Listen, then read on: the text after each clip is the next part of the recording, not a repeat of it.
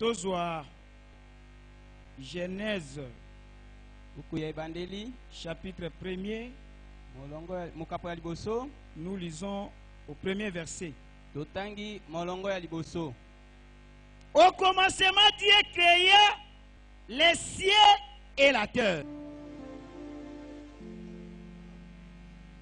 Ok, pendant que vous fanda, maintenant yango na chapitre 1er, au verset 1er, qui est verset 27.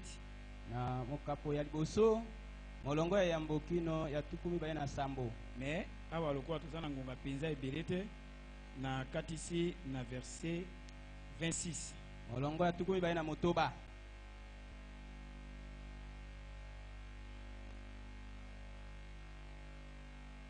Puis Dieu dit.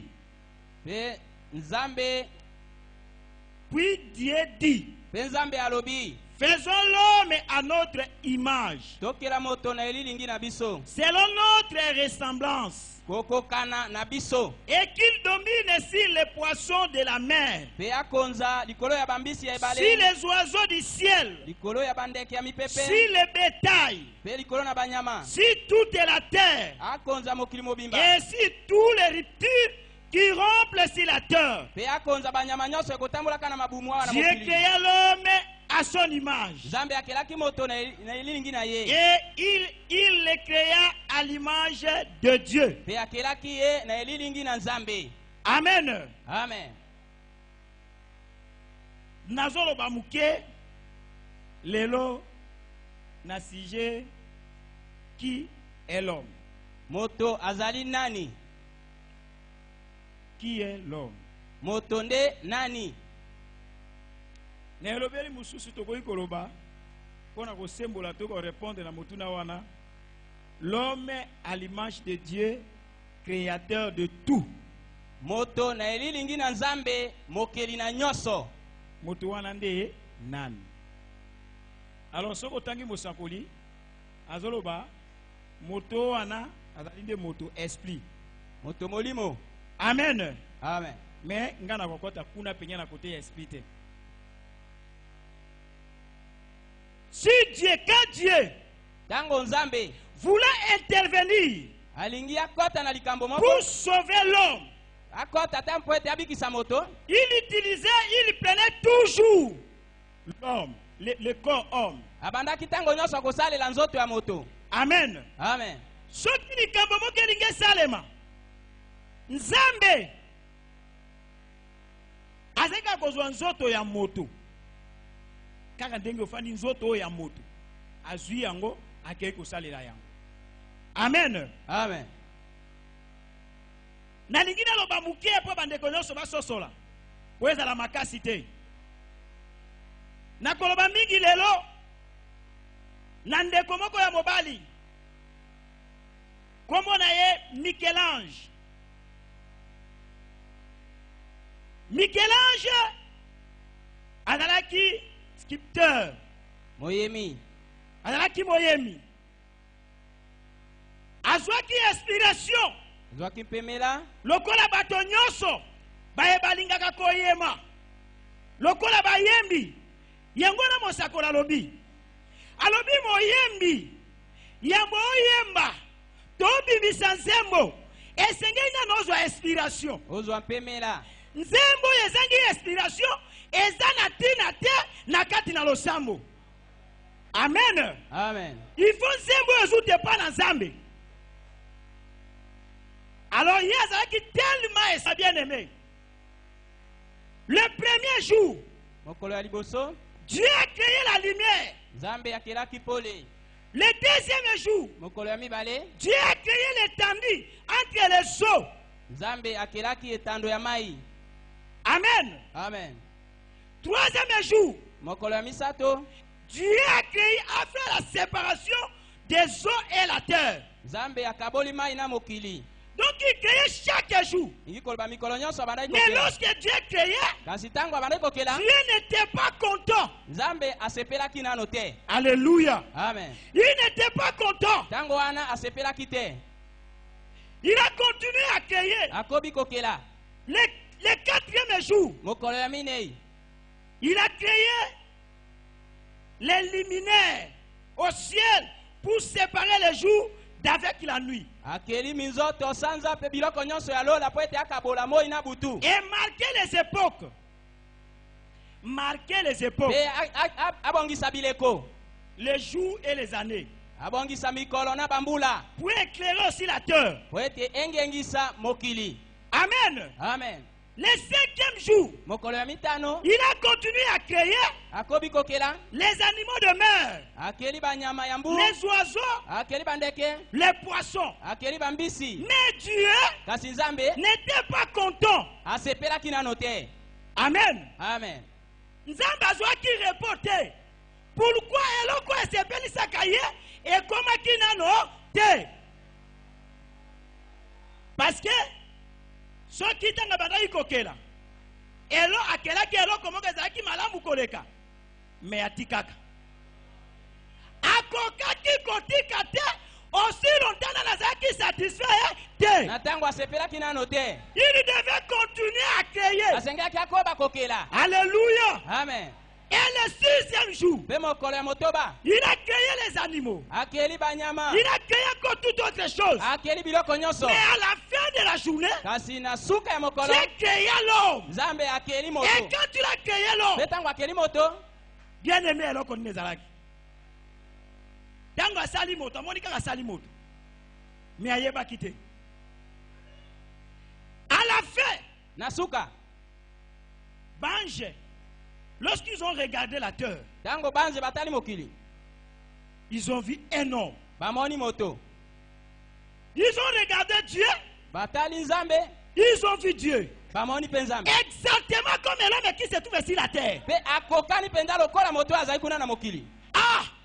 Ben, je dit, mais papa, mais ce qui te dit, moto azanase, bozaka kandenge moko. Alléluia. Amen. Ils étaient identiques. Bazalaki ndenge moko. Nzamba lobite. Akiti. Atali moto. Amoni moto.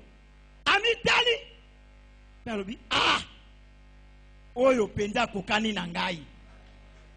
Amen. Amen. Et après avoir créé l'homme, la Bible dit Dieu se reposant. Tango moto abotaka. Kobota tango esili asenga sani. Apema te. Frère, Nzamba okazu ko continuer ko sala te. Pourquoi? Moto ya salaki mayele ya Nzambe esukaki wana. Je vous dis la vérité. Il n'y a pas une créature la plus importante dans ce monde que l'homme. Tel que tu es là. Tu es l'homme. Et tu es la créature la plus importante du monde. Alléluia. Amen. Alléluia. Amen. Pourquoi? Si tu n'étais pas à l'image de Dieu, Dieu allait continuer à créer. Quand Dieu t'a regardé, il était content. Il était satisfait. Pourquoi? En dehors de l'homme, il n'y a pas une autre personne qui intéresse Dieu. Libana na moto. Et qu'elle a moata mon côté. Oh, il est qui moto? L'obélanga, amen. Amen. La créature la plus belle du monde, c'est toujours l'homme. Nyama koleka moto na kitoko te.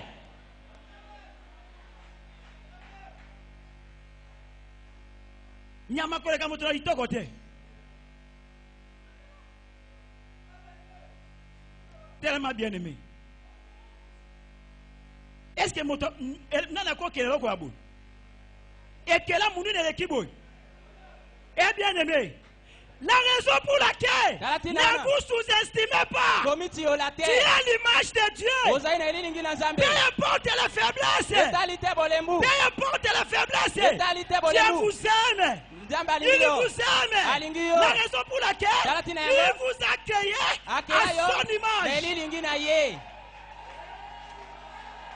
Alléluia. Amen. Est-ce que quelqu'un peut dire merci Jésus? Quelqu'un peut dire gloire à Jésus? Frère, je suis satisfait. Même si je suis court. Dieu m'a créé tel que je suis. Et je suis fier de cela. Personne si la terre, dans les cieux, changera ma position. Je suis ce que je suis. Parce que Dieu a voulu que je sois ce que je suis. Toi aussi. Tu dois être content. Tu dois être content de ce que tu es. Car Dieu a voulu que tu sois ainsi. Dis Alléluia. Dis gloire à Jésus. Dis merci Jésus.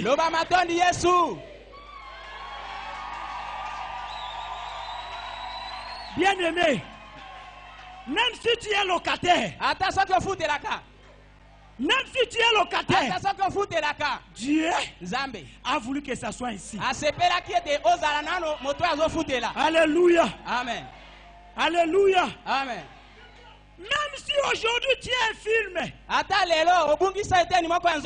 ne vous en faites pas. Dieu est content de votre infinité. Alléluia. Amen. Alléluia. Amen. Je te dis la vérité. Aucune personne sur la terre, dans les cieux, arrêtera ta vie. Non, je te dis la vérité. Peu importe les malades, peu importe les vents. Alléluia. Amen. Tu as l'image de Dieu. Et quand Dieu t'a créé, Dieu était content. Il était vraiment content. Depuis qu'il n'est qu'au paiement, il est là. Et vous savez pourquoi? Il est allé se reposer parce qu'il a créé l'homme. Il a laissé maintenant l'homme de travailler dans sa place. Alléluia. Amen. Il a laissé l'homme. Il dit moi, je suis devenu déjà vieux. Mais Dieu ne peut pas venir vieux. Il dit moi, je me repose. Quelqu'un se repose parce qu'il a trop travaillé. N'est-ce pas? Il est allé se reposer. Il dit maintenant que Masengo vient. Moi je ne travaillerai plus. Alléluia. Il dit toi venez. Venez. Je ne chanterai plus à l'église. Je ne peux pas envoyer les anges. Parce que j'ai créé mon semblable. Lorsqu'il chante, plus que les anges. Et quand vous chantez, Dieu descend. Pourquoi? Il sent son fils. Il de le glorifier. Alléluia. Amen. Alléluia. Amen. Oh, merci Jésus. Merci Jésus. Il est Dieu. Il est Dieu. Il restera toujours Dieu. Je sais que tel que tu es venu, tu avais commis une erreur. Mais Dieu ne compte pas ça. Il compte ce que vous êtes depuis le commencement. Alléluia. Amen. Bien-aimé, ce n'est pas ta force, ce n'est pas ton intelligence que Dieu t'a appelé ici. Alléluia. Amen. Alléluia. Amen. Est-ce que quelqu'un peut dire merci Jésus? Bien-aimé, regarde un peu ton frère qui est à côté de toi. Regarde. Regarde ma soeur, ton frère. Est-ce que y a-t-il une créature semblable à celle-là? Ou à celui-là? Non, frère! Dieu te connaissait! Dieu te connaissait! S'il ne te connaissait pas, il pouvait quand même te créer un cochon. Alléluia! Amen. Rappelle comme ça. Comme ça. Il allait te créer un oiseau pour voler là-bas au ciel. Il devait te créer une poisson là-bas en mer. Mais tu as dit non. Non Masengo. Non Botuo. Non Beya. Moi. Je ne veux pas que tu sois poisson. Mais je te fais à mon image. Alléluia. Amen. Et il a donné homme. Et je vous dis la vérité. Dieu est content quand il voit homme marche. Alléluia. Amen. Il est content de tout ce que l'homme est. Même à tous autres Alléluia. Amen. Il est content. Parce que tu es homme. Alléluia. Amen. Est-ce que quelqu'un peut dire gloire à Jésus? Merci Jésus. Acclamons très fort le Seigneur Jésus.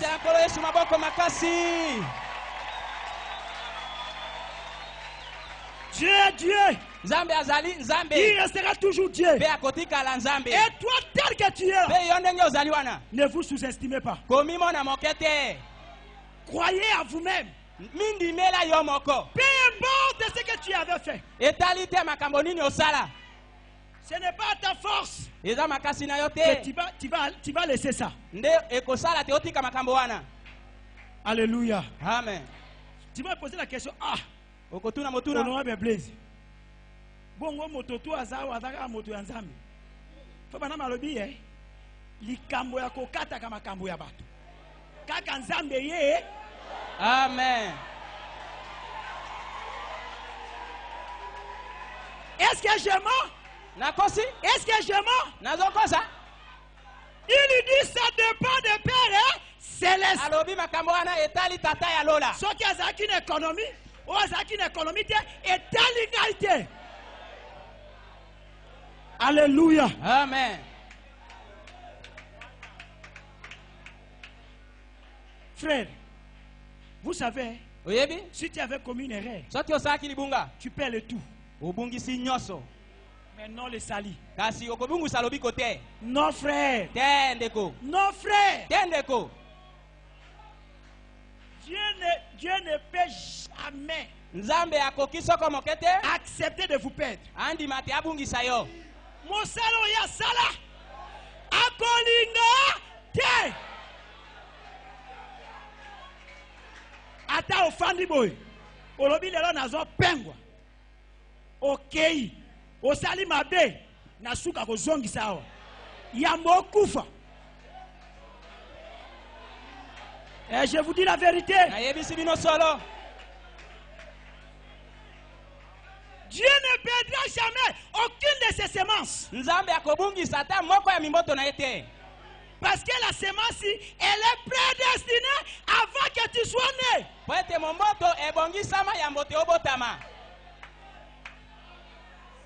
Alléluia. Amen. Et Dieu a créé le ciel, mais Dieu a créé l'homme. Il était très content. Il est allé se reposer. Pourquoi? La créature qu'il fallait était là. Alléluia. Amen.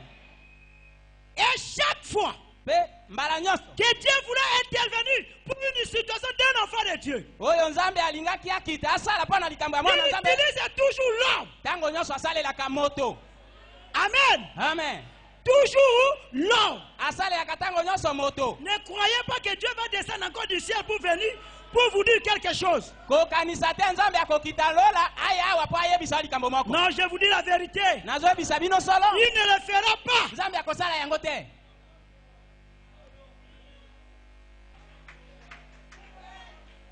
Tala.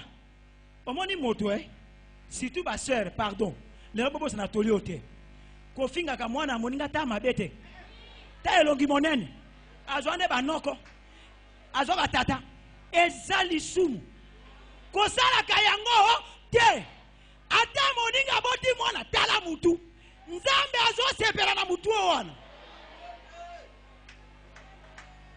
Alléluia. Amen. Otala yekuna. Kofinga kate. Ozo finga nzambe. Alléluia. Amen. Otala matoi na yekuna. Kosala kalisusu te. Parce que ozo finga nde nzambe. Alléluia. Amen. Pourquoi? Pona nini? Kati na biswao. Tolingana kate. Esengeli tolingana. Parce que nous avons une même sémence. Tozali mumboto moko. Toza mumboto moko. Esengeli tozape na bo moko. Nzambe alinga moto na ndenge moko kokama. Tala Jacob asali mabebo eti. Moko Jacob alobi lelo. Lokwa tokutani aho. Na kotika ote. Est-ce que Jacob akangaka nzete? Akangaka ebende? Akangaka nani? Akangaka moto. Akangaka moto. Nazana ba ekritira akangaka moto, akangaka loko te moto. Bwebi mate ya age ya Pergame. Azaka soda. Akotamwa na mokoto na ye. Amoni moto moko ya mawa, moto ya mobola. Alinga kufa na malili. Parce que ezalaka ngonga ya hiver. Alléluia, alléluia. Amen. Moto wana komi na suka bomoi. Je vous dis la vérité. La profondeur appelle la profondeur. Soki omoni ndenge message lokota yo. Eza makasi na yote.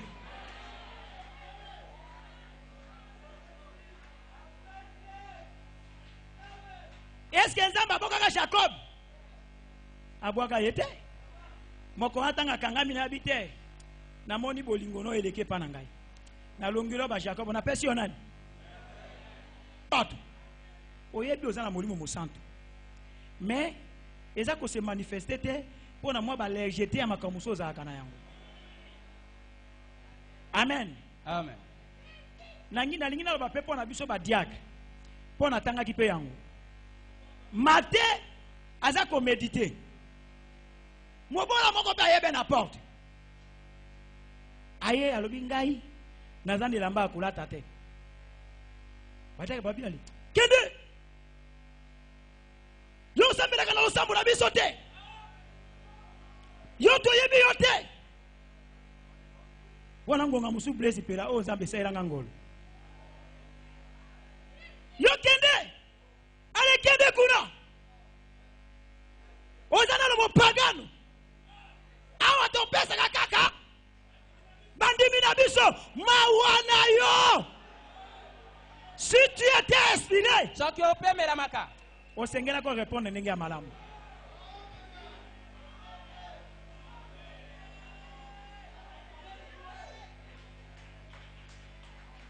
Alors, badia ke ba bengani ye. Écriture eza afezanga te. Badia ke ba bengani ye. Natanga bosi ya natanga. Badia ke ba bengani ye. Atali pe boti. Oh, biso badia ke to vraiment distraction N'importe un pasteur to lokwa to tikira kaka honorable Pascal Azawana, Pascal ba benga ke makuna yo na poti. Ale yanke mkuru. Akoti. Tanga akoti. Abi papa. Nazani lambate. Mwana matali. Uzani lambate bolo kwa nazape lambate. Mokoto ya shero alata kipa. Alléluia. Amen. Mokoto ya bonuya. Alobite. Nazana mwa chemise mwa kwa wala kati. Abimisi ya yango. Alatisi. Mwana maicho na mokoto. Or que c'était le Seigneur Jésus-Christ. Nous les diacres, nous devons être prudents à certaines réactions. Très prudents à certaines réactions.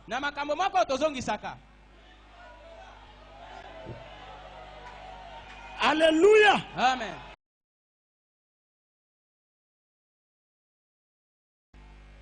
Qui est l'homme? Motonde nani? Motonde Nzambe. Motonde Nzambe. Motozo tiola ye bana yo. Keba. Nokyo tiola Nzambe. Keba. Nokyo finga Nzambe. Alléluia. Amen. Moïse amona kama kongo ya nzete. Amona kama kongo ya mbisi. Amona kaya nyama. Il avait vu les dos de l'homme. Amona kama kongo ya moto.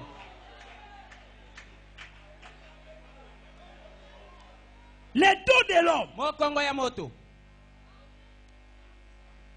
Moto azaka spirituel comme moto ataka bien te.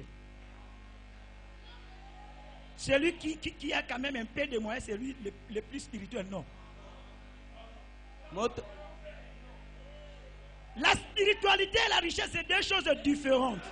Kobi kabomo ya molimo na kozana bozu ezama kamomi bale keseni. L'onction de Dieu et la taille, c'est deux choses différentes. L'onction de Dieu et la richesse, c'est deux choses différentes. L'appel dans le ministère et la véritable onction de Dieu, c'est deux choses différentes. Alléluia. Amen. Dieu Nzambe était très content quand il avait créé l'homme. Il ne pouvait rien créer encore. Parce que l'homme suffisait. Dieu ne pouvait pas bâtir des maisons. Non.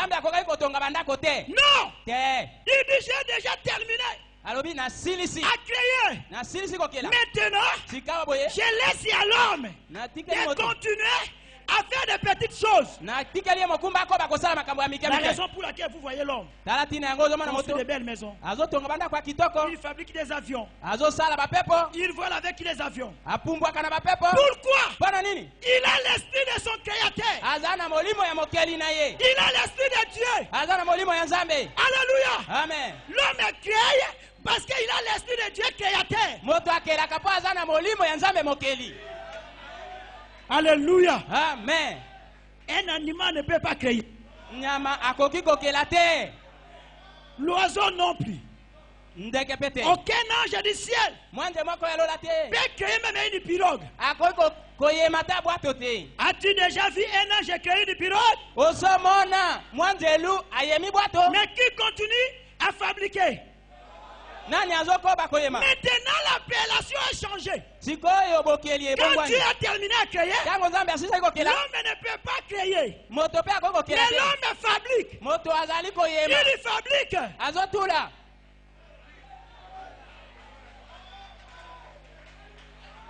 Alléluia. Amen. Et même si le président est là, il représente d'office le pasteur. Mais il ne peut pas agir comme le pasteur. Est-ce que je dis la vérité? J'ai dit frère. Parce que le pasteur est là. Lui est un président de diacre. Il ne peut pas agir comme le pasteur. Il agit à la place du pasteur. Toi l'homme aussi, tu es en train de fabriquer à la place du Dieu le créateur. Est-ce que c'est difficile? Est-ce que c'est difficile? L'homme fabrique des bateaux. Parce que la nature du Dieu créateur est à lui. L'homme est tenté de créer les écoles. Apprendre à parler. Apprendre à écrire. Ce sont tout ça les effets du Dieu créateur. Parce que quand l'homme est là, il pense à ce qu'il va faire. tango moto avandi wana azokanisa nini asenge kosala. Dieu ne pense plus. Kasi Nzambe akanisaka te. Dieu a déjà établi un plan. Nzambe asila kotanda mwango na ye linaka. Et il suit son plan. Pe azolanda kaka Il ne linaka na peut ye. pas changer Akoko ce qu'il a déjà prédit. Oyo ye asa pambola.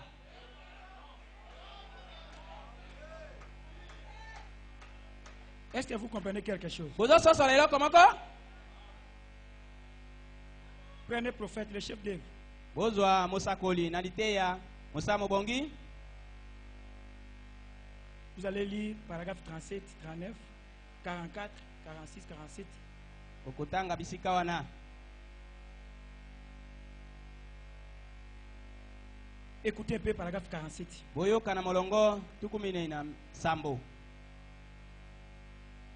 Donc après avoir créé les animaux et consorts, pour ne pas répéter. Mais finalement, quelque chose de parfait a surgi sur la terre. Après avoir créé les animaux, les oiseaux, la terre, les cieux, tout.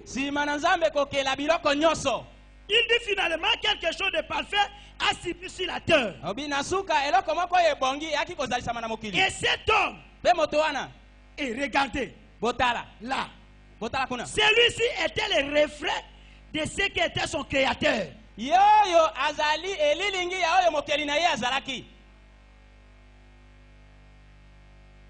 Regardez. Cet homme lui ressemblait.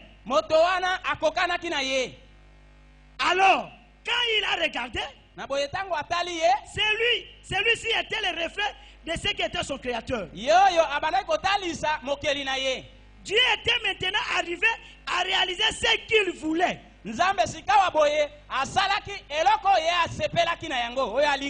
Amen. Amen. À ce qu'il voulait. Un homme à sa propre image. Amen. Amen.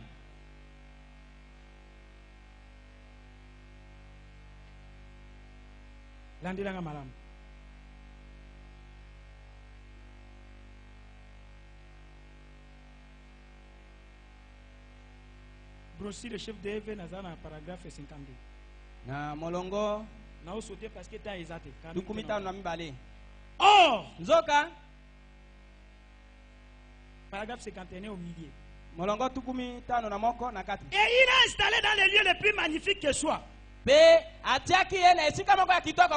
les jardins d'Éden. Il a placé son chef d'œuvre. Les deux qui faisaient un. Dans les jardins d'Éden. Comme il a dit être content de voir que ce chef d'œuvre s'était porté. C'est porteur. C'est porté bien. Après ça, nous voyons qu'il s'est reposé. Il était tellement content de son œuvre. Amen. Amen.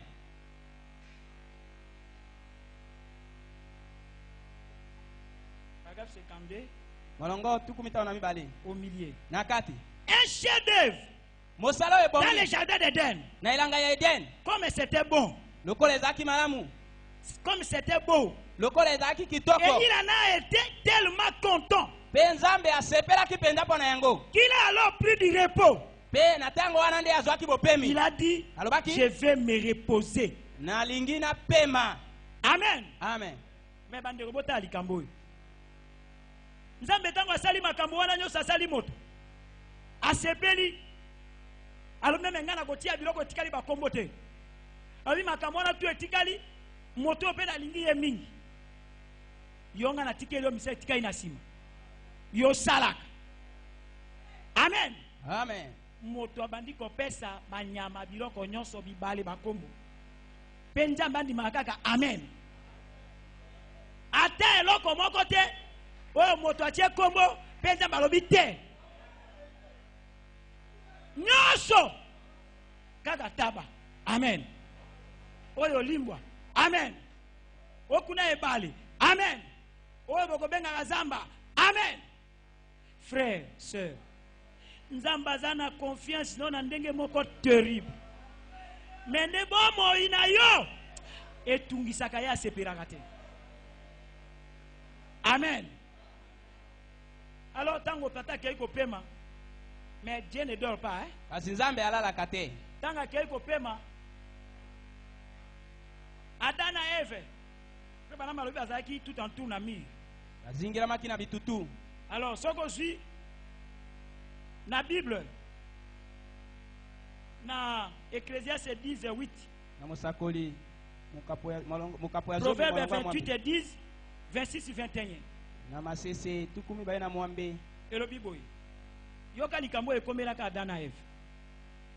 La Bible dit ceci. Bibi elobi boye. Celui qui renverse une muraille, Yoyo akobuka etutu, sera mordu par les serpents. Akosua mananyoka. Parce qu'ils étaient tous entourés de murs. Na bitutu. Et la Bible nous dit ceci ce soir. Celui qui renverse une muraille sera mordu par les serpents. La muraille c'est quoi? C'est la parole de Dieu. N'allez jamais à l'encontre de la parole de Dieu. Vous risquerez d'être mordu par les serpents. Renverser les murailles, c'est commettre le péché. Et les serpents, c'est la maladie, la pauvreté, la malédiction. Il est vrai, tu es le reflet de Dieu, mais ta bénédiction est liée par rapport à ta vie. Ton état de santé est lié par rapport à ta vie. Lié par rapport à ton comportement vis-à-vis aux enfants de Dieu. Alléluia. Amen. Et tango Eve asali erreur. Akei pembeni ya mire. Tango akei pembeni ya mire. Erreur yo salaka wana uzana mwana nzambe. Mais erreur wana usalaka yo tambola kaka na bato bamelaka masanga. Yo tambola kaka na bato basolaka masolo ya basi ya mibali. Erreur yo salaka nde yango wa. Erreur na yo sepela kaka ofande esika bato batongaka. Lobi okoyoka, makolo kuno okoyoka. Lokolo za pembeni ya mire wana. Okomona kama gratitude moko ezumi pe nyoka admisata mwa lole mucha asuyo. Eve asalaka masumu ebele te. Abalola kaka eloko moko boye. Tanga komi kaka pembeni ya mire. Fe bana malobi gratitude moko esa ikpana mire ale nyoka pe eloko moko esuye boye na etutu. Ete boso solanga malamu. Masolo yo solaka na mosala na bureau na baninga. Okende kaka pembeni ya mire. E yango ekomaki. Tango ake pembeni ya mire. Nde a renverser mire wana. Nde sa kenyoka koti. Tanga koti nde azuma koki ya kosola na ye. Tanga soli na ya kwei. Tango akwei ba bien aimé. Adape aye. Amoni frère bana malobi Eve, la plus belle femme. Les cheveux de Eve chantaient. C'est ce que frère Badam dit. Les cheveux d'Eve chantaient. Lorsqu'elle marchait dans le jardin d'Éden, les cheveux chantaient. Alléluia. Amen. Les cheveux louaient Dieu. Elle était très belle. Et tango ada ye atali boye na obikate mwana mai pe afungoli yo ke ngonga muso ko yana ekobo na pite c'est parce que okoma ke pa na moto déjà asola ka ye na nyoka azana mayele ayedi ba tic tac akwa bisomba la moko te bien aimé akomema ko malembe. La séduction ne vient pas d'une manière brutale. La séduction vient petit à petit. C'est comme essayer. Alléluia. Amen. Un enfant de Dieu ne tombe pas comme ça. Mais la séduction vient petit à petit. Alors, frère Bana Malobi, tango aye, Eva embrasser ndesika makambo debaki. Alors basa ilisumu. O biso basoto yebiao.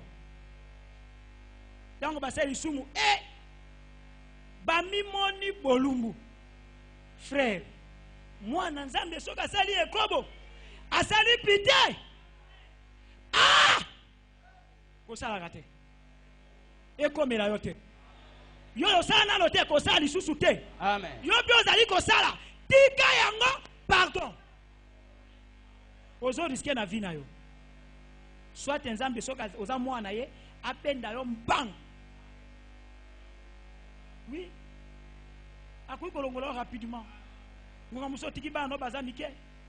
Ngo muso to elaka bande ko muso c'est parce que le kola bateau. Mais parfois c'est une décision de Dieu. Tango muso nzambe ndi azweli ye mokano. Habi mwana na ngai oyo vina ye penje ezo bongate. Atali pe bana oya kotika bite. Bana na amen nango na ko perdre yango tika na zwai. Amen. Amen. Alors tango basali lisumu. Frère, nzambe alinga moto na ndenge ya koleka. Akoki ko perdre moto te. Peu importe mabe ya moto. Nzambe akotika yo te. C'est parce que ça a lisumu wana. Nazolo ba ya solo. Soki eza bato ya masumu. Bakolimbisa mate. Bakokende lufelo. Ngape na longwe diaka. Na keleka ofana na mukili. Parce que nasalaka masumu. Ngana yende na ekritiri ya bino bato na masumu. Boye pai na ngai bino bosiri kolemba. Soki alobaka bino bato bobongabe. Bola na ngai moto ya bongabe. Mais ngape na ndima message yote.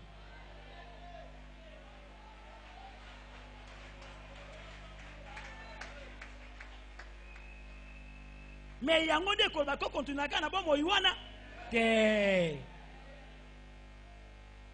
Bible lobi na Romains 6. Demeurions-nous dans le mauvais pour que la faveur mérite de Dieu aborde. La Bible dit loin de là. Nous qui étions morts dans le péché. Togozonga nango lisusu ndenge enzamba tali. Lisumu komisi bango motakala bolumbu.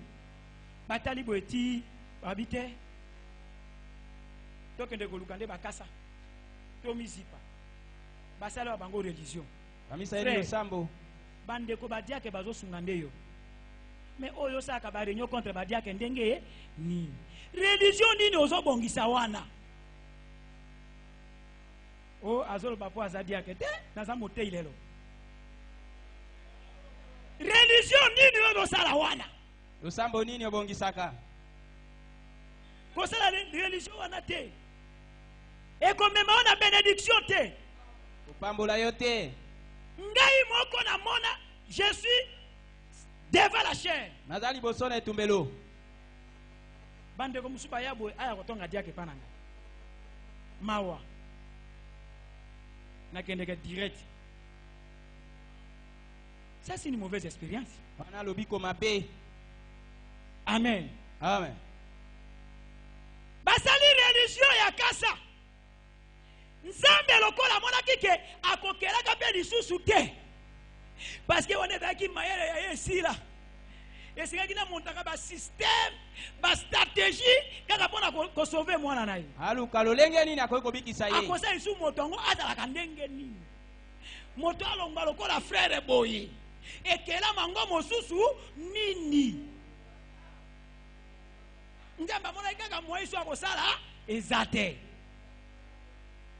Alobite nakita ada ozawa bao kison te boya bosani basami nege boyebiwana après alobite il faut makila esengeli makila frère vina yo eza cher vina yo ko ces instruments na vina yo te kumitio la ndiko très cher. Lobiko na yo eza motu ya mingi koleka. Okoki kosomita na vi na yo na ekobo te. lokuta te na misolo te. Parce que misolo même ezali créativité. Misolo ezali créativité. Misolo c'est une fabrication ya moto. Ezali nde makambo moto atuli. Alors nzamba kiti. Abomi mwana apate. Azui alatisi bango. Mais mwana nzambe nyonso soko sali mabe soko za mwana nzambe okobeta. Soki yo sala kebe ko bon église oyo osala kapite oyibaka soki obeta makate ngana za komituna est-ce que za mwana na nzambe? Aucun péché ne restera impuni. Ata lisumu moko te kozanga etumbu. Oya biso ba punition awa ndo kofuta. Amen. Na likolote. Na likolote. Tu vas payer tout ça ici. Okofuta masumu no nyonso awa. Alors tango nzambe alatisi bango esengelaki abengani pe bango. Mais nzambe okimawa motema tungisi ye atali ndenge ada na eve bazokenda makile ezotanga ya poso nzambe amitungisi nzambe okimawa alobi o nakosala pe nini péché pe kotikala impunité moyepe na longola exact bango bazokena mawa makile ezotanga ya mwana pate moko innocent abandaka na ekolia ayebaka eloko te mais akei kokufa innocemment bien aimé eza mawa entre ngai na yo.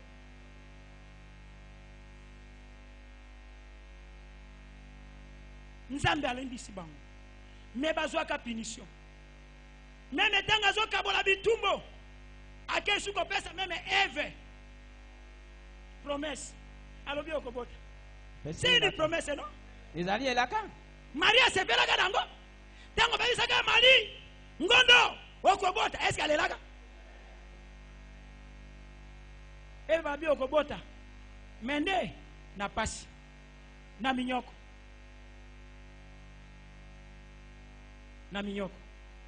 soko boti na voie normale était même na césarienne péché wana ekotika l'impunité sumu wana ekozanga etumbu te nyama wana kufi pamba na likambo ya sala te likambo ya nzambe na bana na ye ya kaka sala te mais yongonga musu malédiction elandaka yo kaka po oyokaki mais olandelaki liloba na nzambe te.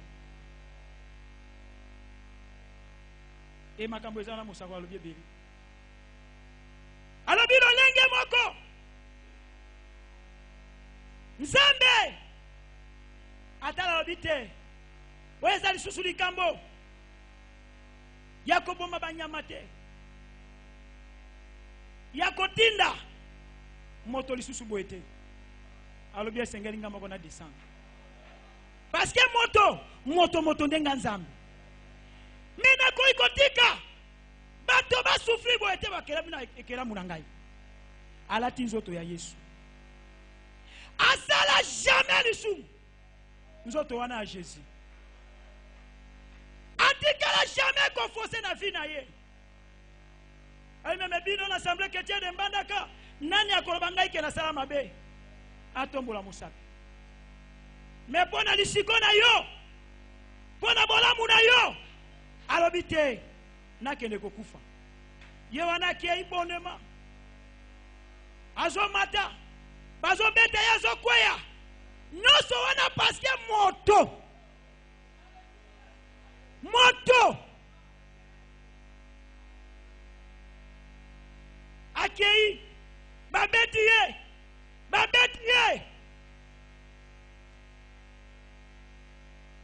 kino makasi esili moye aloba lisusu te pasi eleki atikaka batindiki akwei basali boya kwei. Basali boya kwei. Fabana malobi. Esengela ki Yesu wana. Exactement lokola Michel-Ange. Abetaki statue ya Moïse.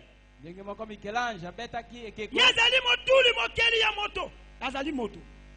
Mais esengela ki benzamba abetama. Poete na parti wana abimisa moto. Alobi exactement lokola Eve Ada abetamaki pe babimisi Eve lolenge moko Yesu Christ. Même à la fin il y a vie na ene kulus esengela ki soda rome aya po aya abimisanga na yo febana malobi Yesu asengai kokele na ekulusu te asengela ki liboso ke na ngomba ya transfiguration. Pourquoi ngomba ya transfiguration? Ezalaki po biso toyoka ye. Ese bozo na malamu. Amen. Ezalaki na importance mususu te. Eleka ngai na yo toyoka yes. Tokoyoka ye ngonga nini? Ngongo ba beti. Ngongo ba toboli. Ngongo ya komi na suka. Ngongo ya koloba tout est possible à celui nyonso ekoki na ye oyo nyonso ekoki na oyo andimi. Bien aimé keba oza mwana na Nzambe pe ozali Nzambe okeba netamboli na yo.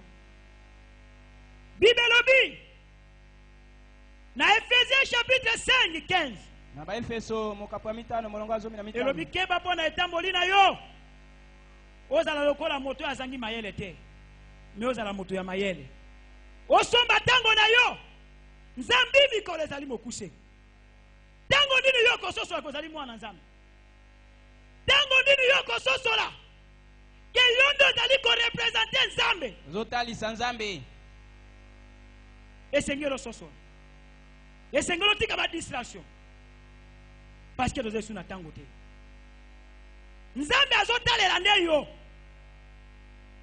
esoko ki na divinité expliquée paragraphe 80 et cette même puissance c'est même Christ. Alléluia.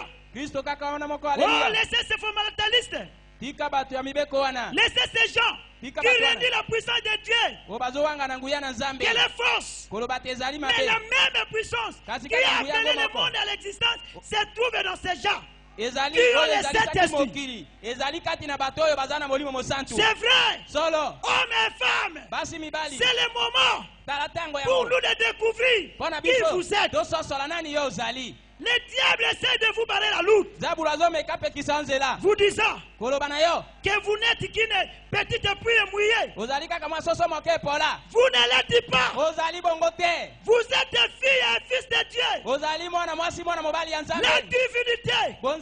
La divinité n'est pas au ciel. Elle est en vous. Elle est en vous. Alléluia. Amen. Je sais que vous pensez que je suis fou. Mais laissez-moi vous dire quelque chose. Lorsque vous vous rendez compte que Dieu est tout-puissant vit en vous, la vie immortelle, je donne ma vie. Zoé, la vie de Dieu est dans l'être humain. Paragraphe 98. Mais c'est Dieu le créateur. C'est le Dieu le créateur. Vivant en vous. Et vous donnant toute la puissance. Et vous êtes en possession de tout ce qu'il avait. Aussi, cela est-il en vous pour que vous obteniez du mal.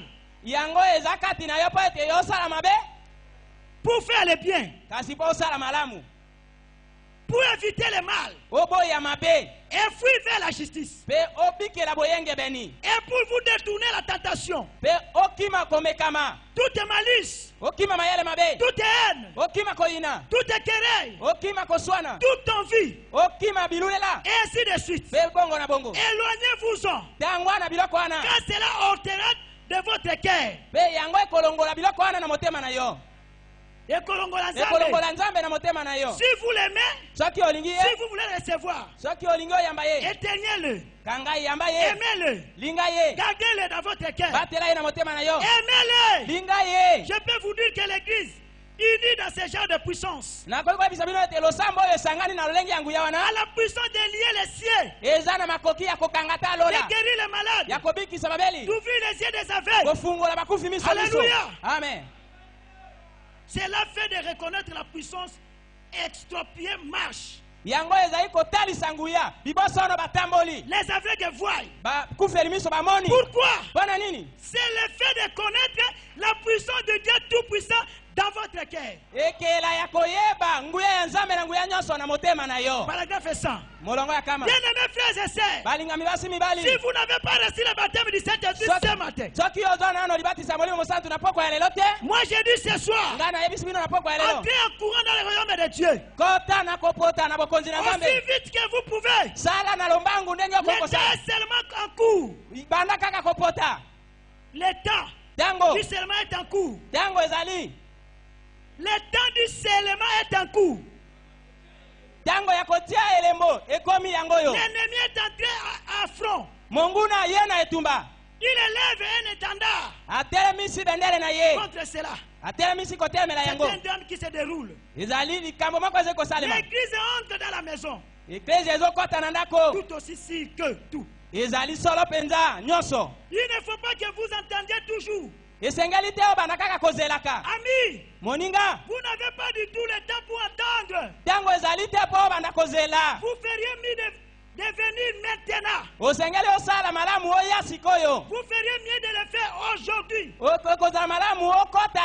C'est juste. Pendant qu'aujourd'hui c'est jour. Fais-le maintenant. Sala yango bien aimé. Mokile komi na suka. Tango yango yo bongola motema. Olingi nani aya kote ya yo. Nasuki wana kole siku sa pambola moket c'est sûr.